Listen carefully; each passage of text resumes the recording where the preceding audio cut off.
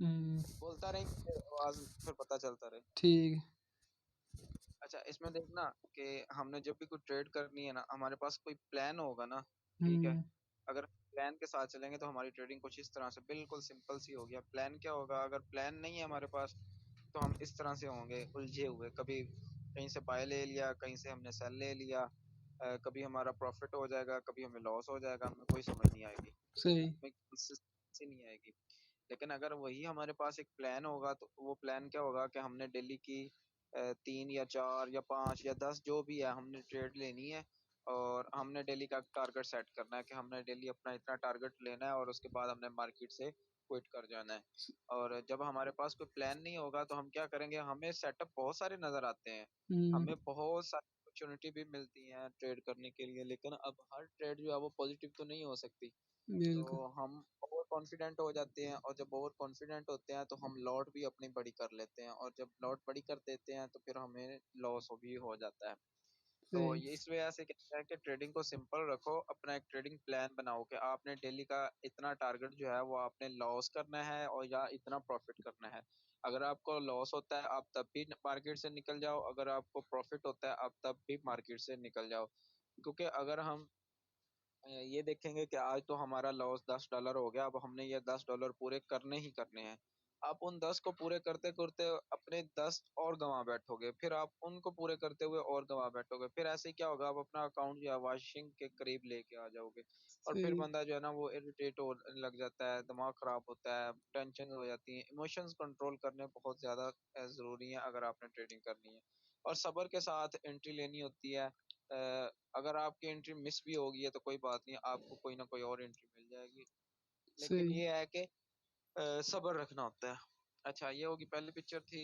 हम्म। अच्छा ये है काउंटर ट्रेंड ट्रेडिंग, कि हमने किस तरह से कोई ट्रेड जो है वो किस तरह से लेनी होती है, जिससे हम कंफर्म एंट्री जो हमें मिले। अब अगर मैं यहाँ पर देखूँ, अब यहाँ पर मेरे पास वो नहीं है, चलो यहाँ से देखते हैं। ये नीचे वाली जो लाइन है ये देखो, ये हम्म। हमारे पास एक अनएक्सपेक्टेड सप्लाई थी, ब्रेकअप स्ट्रक्चर हुआ।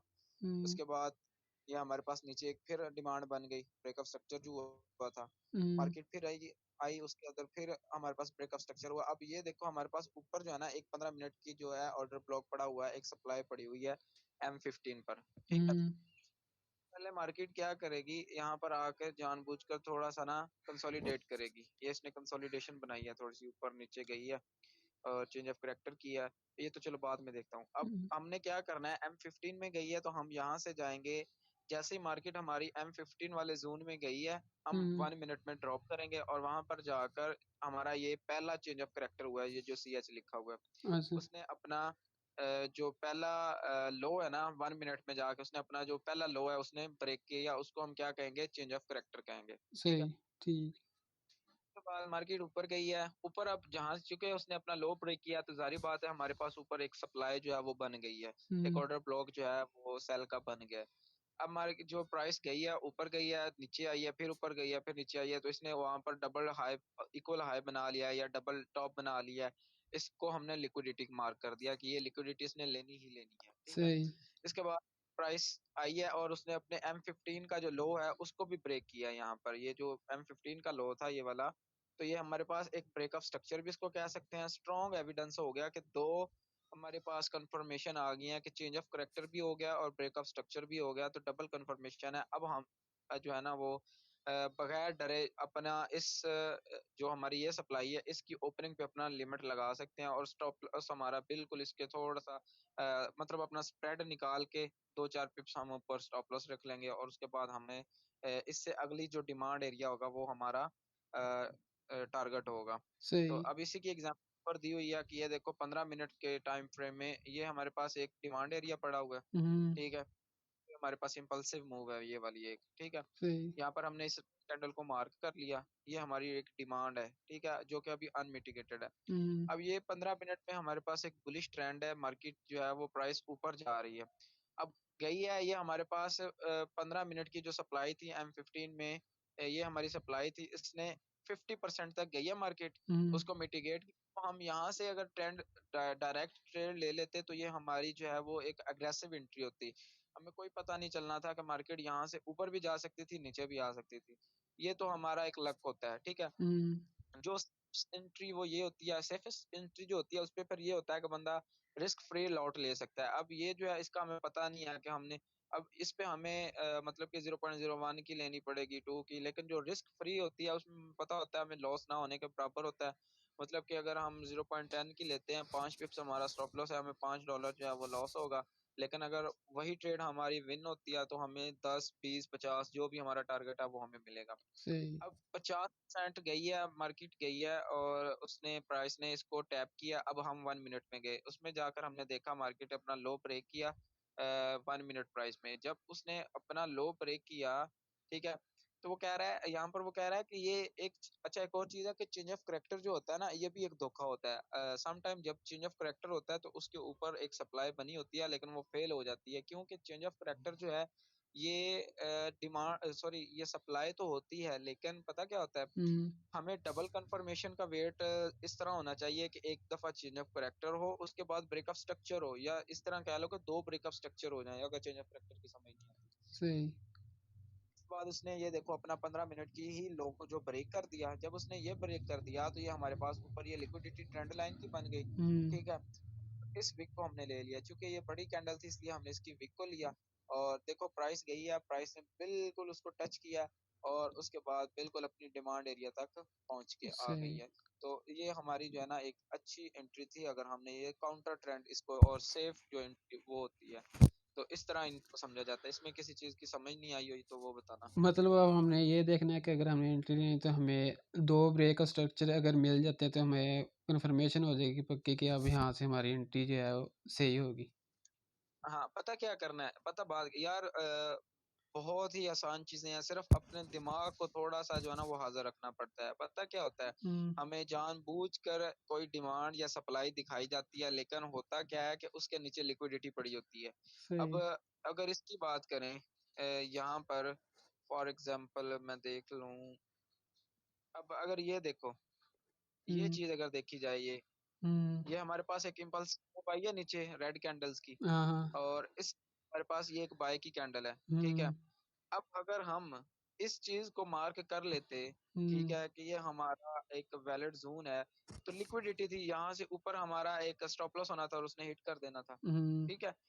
तो चेंज ऑफ करेक्टर जो है वो ज्यादातर उसमें होता है ऐसे ही स्टॉप लॉस, लेकिन वो कम होता है उसमें, एक मार्केट वीक कर जाती है। लेकिन अगर हमें डबल कंफर्मेशन चाहिए तो उसमें फिर हमें एक चेंज ऑफ करेक्टर और एक ब्रेक ऑफ स्ट्रक्चर अगर हमें मिल जाए तो वो हमारी सेफेस्ट एंट्री होती है।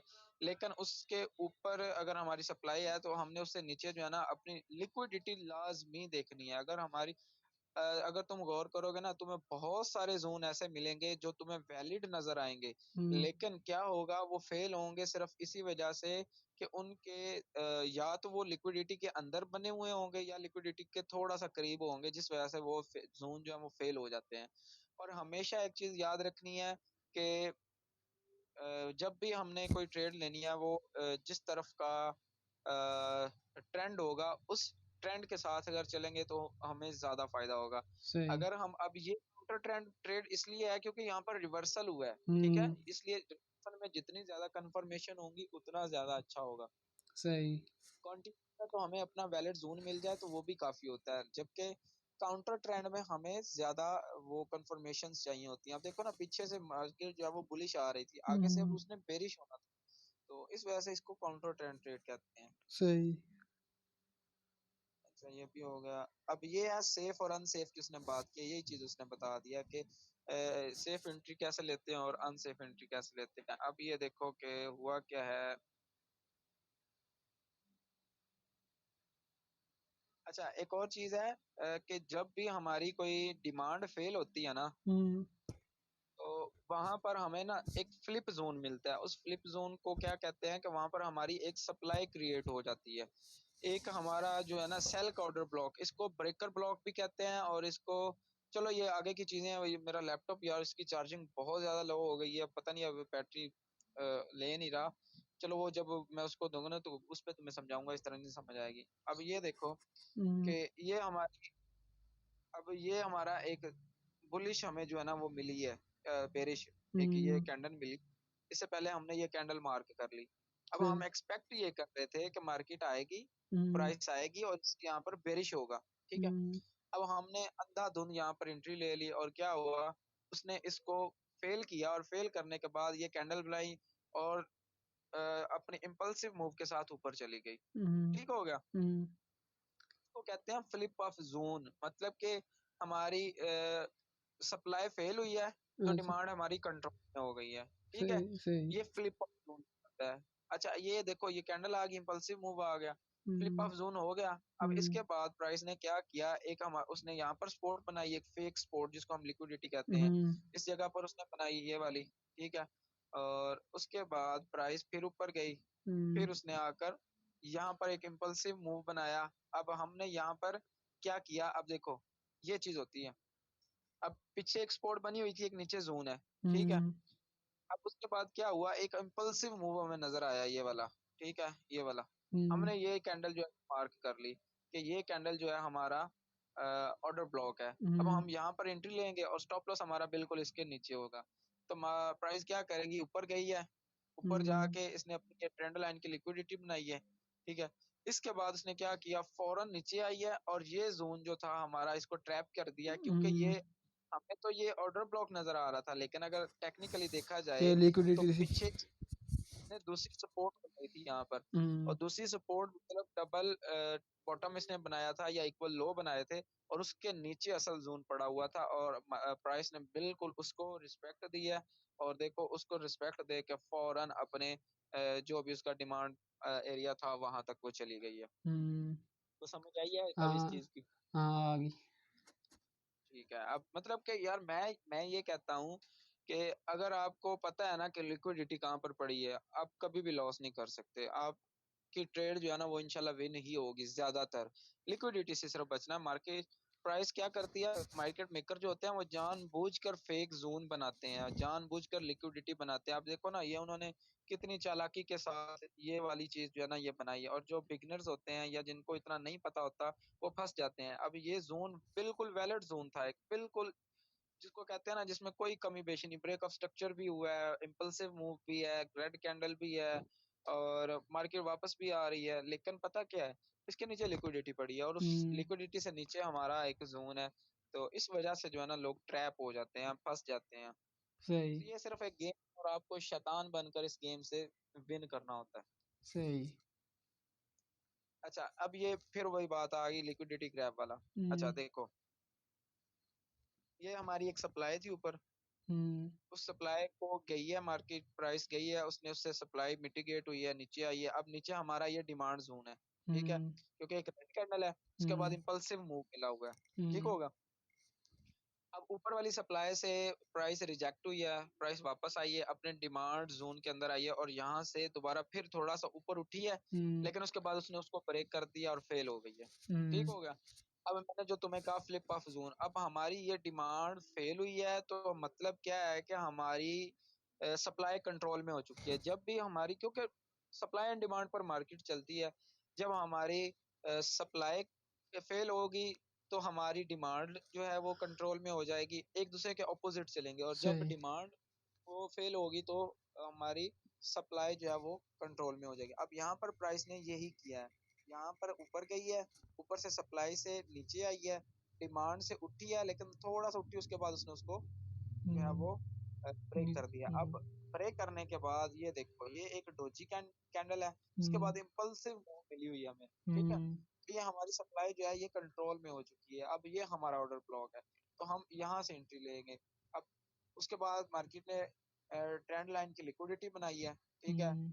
लिक्विडिटी बनाने के बाद ये स्विंग ब्रेक किया उसने, अपना जो भी लो था हम्म। स्विंग का वो ब्रेक करने के बाद ऊपर गई है, और हम्म। देखो बिल्कुल उसको टच किया, और टच करने के बाद फौरन नीचे इस तरह स्पीड से गुजरी है। तो ये हमारी लिक्विडिटी ग्रैबिंग से हम बच सकते हैं, इसको भी हम एक सेफ एंट्री इस तरह भी ले सकते हैं। समझ आ गया ना फ्लिप ऑफ हाँ। जोन की या नहीं? हाँ आ गई। सही। अच्छा ये है ब्रेकअप स्ट्रक्चर कैसे होता है या किस तरह हमने ब्रेकअप स्ट्रक्चर मानना है। अच्छा। अगर पहली को देखो तो देखो ये हमारे पास एक विक है बनी हुई ऊपर, हम्म। ये हमारी ये हमारे पास एक वैलिड डिमांड जोन है।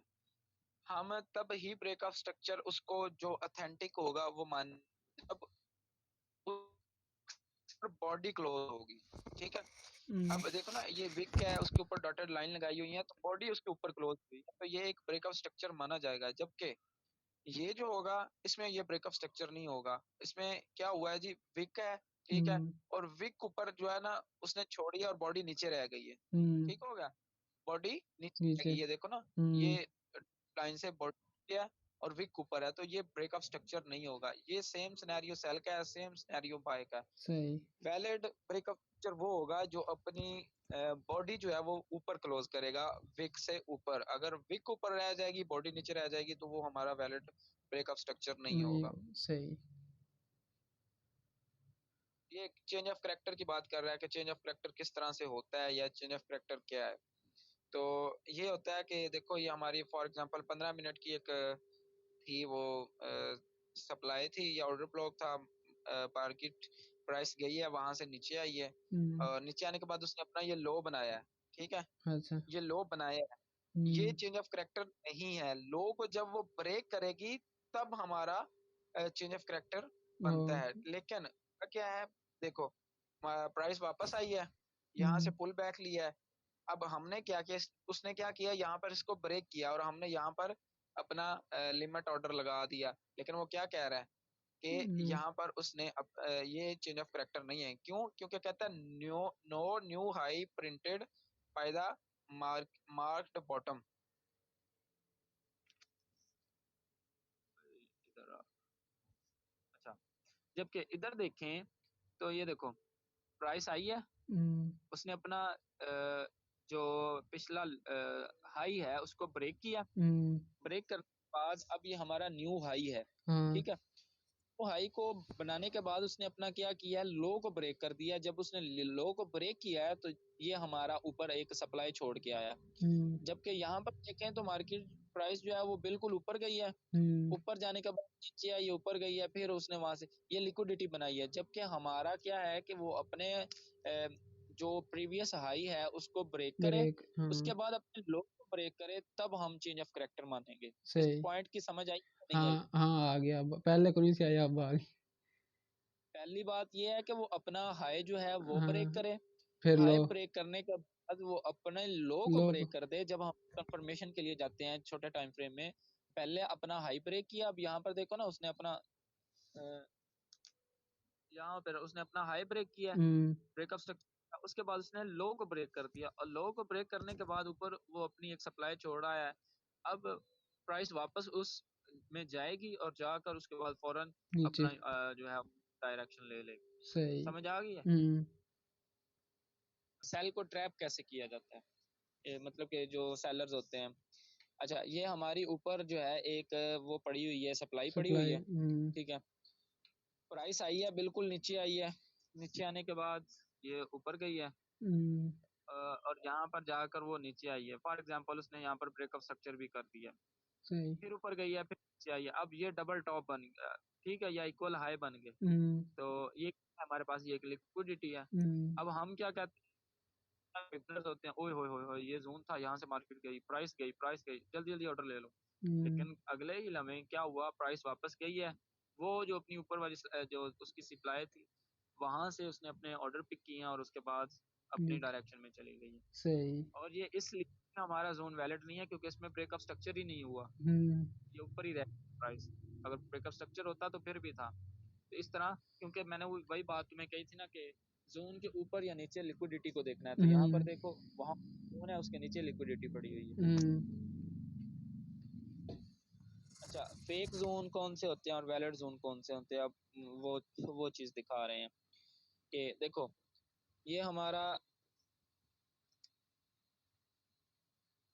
अच्छा ये हमारा sorry sorry sorry sorry sorry sorry, अच्छा ये फेक जोन है कि जिस तरह लिक्विडिटी ग्रैब की जाती है, ये हमारा पीछे से आ रही है प्राइस। हम्म, ठीक है, ये हमारा 15 मिनट का डिमांड एरिया है। अच्छा, प्राइस आई है, इसमें टैप किया है, उसके बाद उसने अपना ये जो हाई है हम्म, उसको उसने ब्रेक कर दिया। ठीक है, सही, जो रिसेंट हाई ब्रेक करने के बाद ऊपर गई है, ये ऊपर से फिर नीचे आई है, यहाँ पर उसने लिक्विडिटी बनाई है। लिक्विडिटी बनाने के बाद ये चेंज ऑफ कैरेक्टर नीचे भी है ऊपर भी है, और यहाँ पर उसने अपने लो को ब्रेक कर दिया। अब ये चेंज ऑफ कैरेक्टर है, तो यहाँ पर हमारा जो है वो होगा, कोई सप्लाई होगी, लेकिन उसने अपने नीचे वाले को ब्रेक कर दिया। अब इसी तरह ये देखो नीचे 15 मिनट में अंदर आई है, ठीक है। आने के बाद इसने अपना ये हाई ब्रेक किया।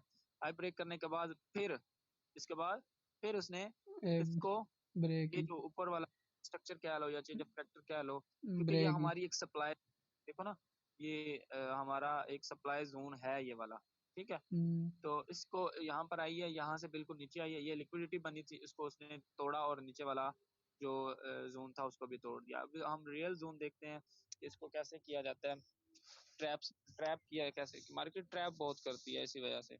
अब यही बात है, नीचे जोन है और उसके बाद ऊपर लिक्विडिटी पड़ी हुई है, और उसको लिया है उसने, थोड़ा सा ऊपर गई है, नीचे आई है, फिर उसके बाद ऊपर चली गई है। और इसी तरह सेल में है, ये डबल हाई है ऊपर, double bottom, sorry double top, और यहाँ तक आई है और उसके बाद फिर ऊपर चली गई है। ये ऑर्डर फ्लो ये होता है कि हमारी कोई भी जो ट्रेड है ना, मतलब कि हमारा स्ट्रक्चर चल रहा है बेरिश, तो वो मार्केट जो है अपने जो भी सप्लाई होगी उसको रिस्पेक्ट देती जाती है। अब ये 15 मिनट का टाइम फ्रेम है हमारा। अब होता है क्या 15 मिनट में, क्योंकि 15 मिनट जो है वो रिलेट करता है 1 मिनट के साथ, तो हम अपनी कन्फर्म जो है वो 1 मिनट में देखते हैं, जो 15 मिनट का होता है M15। अब देखो ये ब्रेकअप स्ट्रक्चर हुआ, ये ब्रेकअप स्ट्रक्चर हुआ, नीचे वो अपनी डिमांड छोड़ रही है। अब यहाँ पर तो हमें कुछ इस तरह से सिनेरियो नजर आ रहा है, ये वाला, ये M15 क्या कैंडल्स ऊपर जा रही हैं, फिर नीचे करेक्शन करती है, फिर ऊपर चली जाती है, फिर करेक्शन करती है, फिर लेकिन हमारा जो 1 मिनट का स्ट्रक्चर होगा वो इस तरह से होगा। ये ब्रेकअप स्ट्रक्चर, ये फिर नीचे आई, 15 मिनट का डिमांड जोन था, उसके बाद छोटे छोटे जो है ना उसने वो बनाने शुरू कर दिए। जब छोटे छोटे वो बनाएगी 1 मिनट के टाइम फ्रेम के अंदर, अब जाहिर बात है उसने यहाँ से नीचे तो आना है, ये वाला यहाँ से उसने नीचे तो आना, ठीक है, करेक्शन करने के लिए, तो वहां भी हमारा एक छोटा सा डिमांड बनेगी।